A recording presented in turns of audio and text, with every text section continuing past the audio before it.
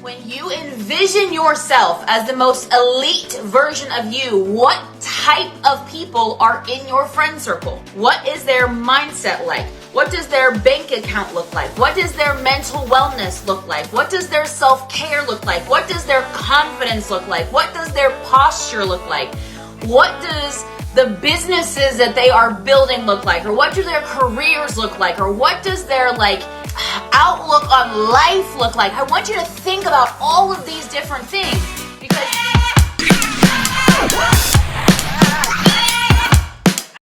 hello, my beautiful humans. What's up? What's happening? How is everybody doing?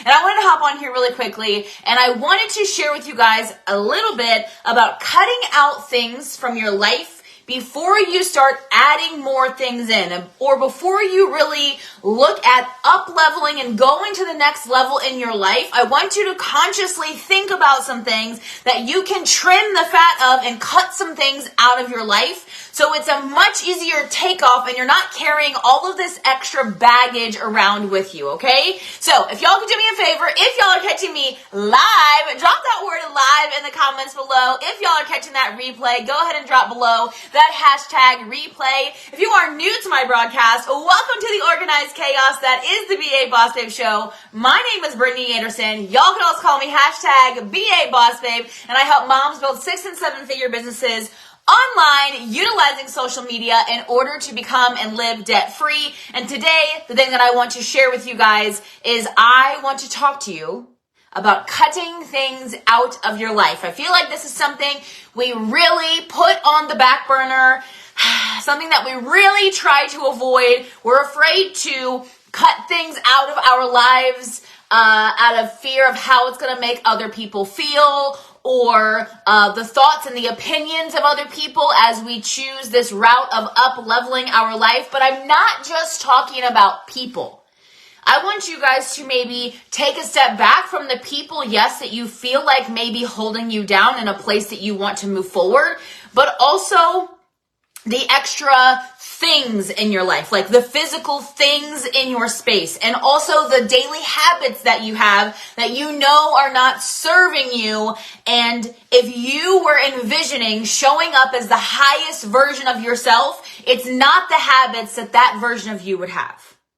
Okay? So even when it's hard to separate yourself from things or people or friend circles or experiences or memories or whatever else it may be, I want you to just take a second and I want you to envision the elite version of yourself. Now I have a whole exercise I can walk you guys through with this, but just really quickly here in 30 seconds, whenever you are thinking about your goals or your dreams or wanting to step up into the next level of you or the next level of leadership or the next, the elite mom version of you, the elite girlfriend, boyfriend, sister, mom, dad, brother, whatever the next level elite version of you looks like, I want you to close your eyes and I want you to envision what that version of you looks like.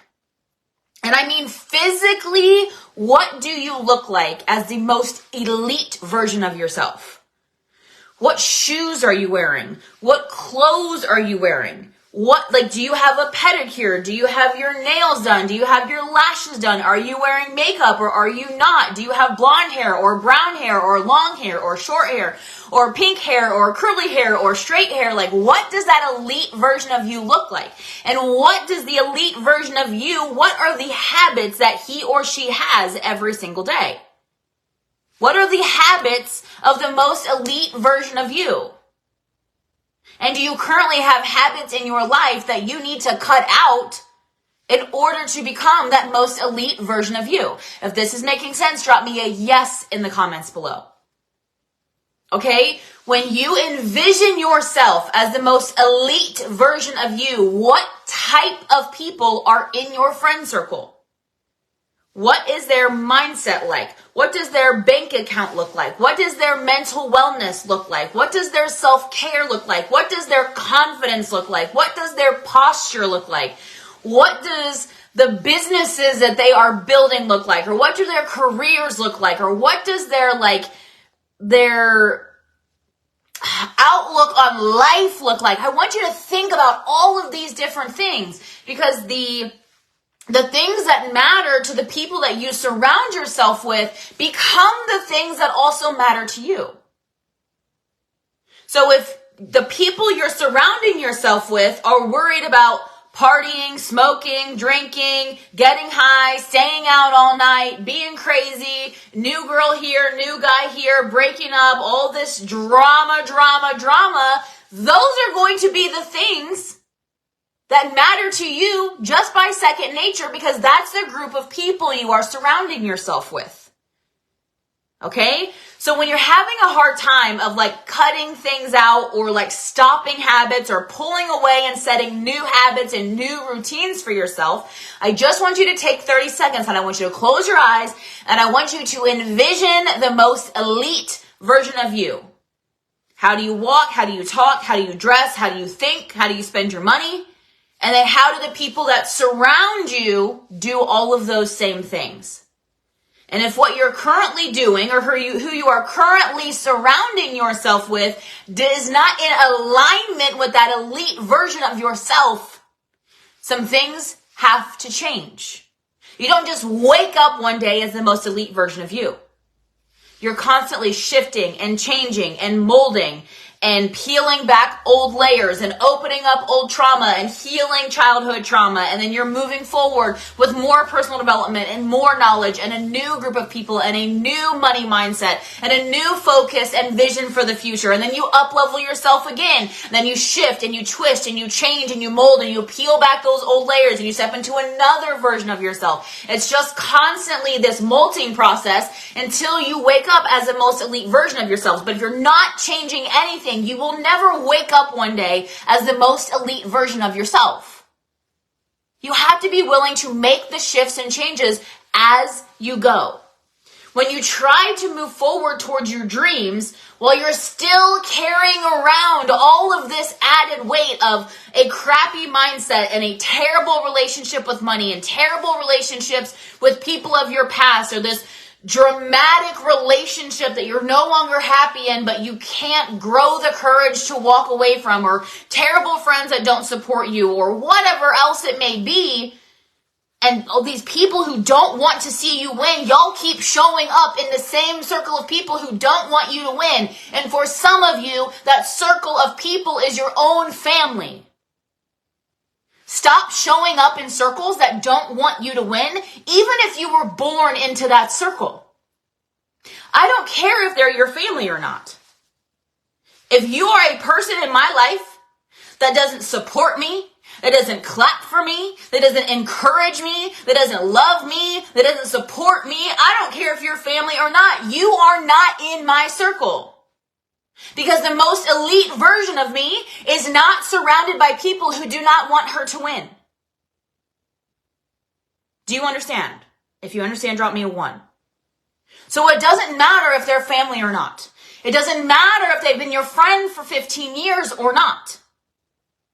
If they are not one of the people that are clapping when you are winning, they are not one of the people that should be surrounding the most elite version of you. So people either have to rise up to your standards, or they get left behind. It's not mean. It's not rude. It's not judgmental. But if I am trying to grow and you are not trying to grow, we're just headed in separate directions. And especially if you're having to create space from people that were a part of your childhood, it is especially hard and emotional for those people, and I'm going to tell you why. The reason it's so hard for people of your past and your childhood to see you move forward is because you both came from the same place and you're no longer there. They have been using their childhood and the town they grew up in as their excuse to remain the same. And you stepped in from the same past, the same childhood, the same experiences. And you said, not me. I'm not staying here.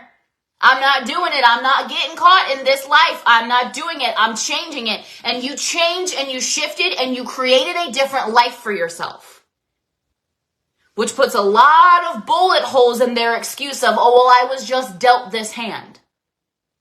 Because now you came in and were dealt a similar hand to them, and you created an entirely different life for yourself. So this is where people from your past will come in and they'll say, oh, you just got too good for us. Oh, now you made a little bit of money and you don't talk to us anymore. Oh, now you got the big rich friends. Or, oh, now you're hanging out with all these smart people. Or, oh, now all your people own houses and you don't have time for us people back here. And they'll start projecting all the things that they feel about themselves onto you, like it's your fault that they chose to remain the same. So even though you know you need to create space, and some people you just need to sever ties with completely, and some things and some habits you will have to completely sever ties with, even though you know in here it's the right thing to do. Because remember, you're picturing that elite version of you and you're like, they're not standing there with me. Those people that are not cheering for me are not standing around me as the elite version of myself, even though you know it's the right answer to walk away. Your heart will hurt for a little while. But here's something I want to tell you that not a lot of people talk about. Just because you make a decision and it evokes emotions in you, and maybe the emotions are sad, maybe they're angry, maybe they're frustrated, maybe the emotion is confused, just because it creates emotion in you, and that emotion can be sadness, that does not mean that you made the wrong decision. It just means that tie you had to cut came from love. You had love built into that relationship. You had encouragement built into that person. You had a relationship and trust built in with them at some point in time. So just because a decision that you make kind of brings up this sadness or anger or frustration or what we may perceive as a negative emotion, it does not mean it was the wrong decision. You can walk away from a relationship that you know is no good for you, and it makes you incredibly sad and emotional, and maybe it puts you into a depression temporarily, but it can still be the right choice. So just because emotions is involved does not mean you're making the wrong decision. It just means you put your heart into everything that you do. And even walking away from somebody that you know is hurting you, that you know is holding you back, that you know has made you feel small over and over and over and over again, it can still hurt and be the right decision. Okay? If y'all got some value out of that, y'all needed some Preacher BA Boss Babe today. Just drop me an amen in the comments below. Hopefully that was helpful to you guys, whether it be in your life, your relationships, your business, your vision for the future. I don't care. As long as it was valuable to you, make sure you drop me an amen in the comments below. As always, guys, feel free to share. Drop that word shared in the comments below. Christy Kinder, thank you so much for sharing. I appreciate you. Stephanie and Vicky and Angela and Shelly, thank you so much for hopping on. I love you guys so much. I appreciate you. My name is Brittany Anderson. Y'all can also call me #BA Boss Babe, signing off, and I'll talk to you guys soon. Bye, guys.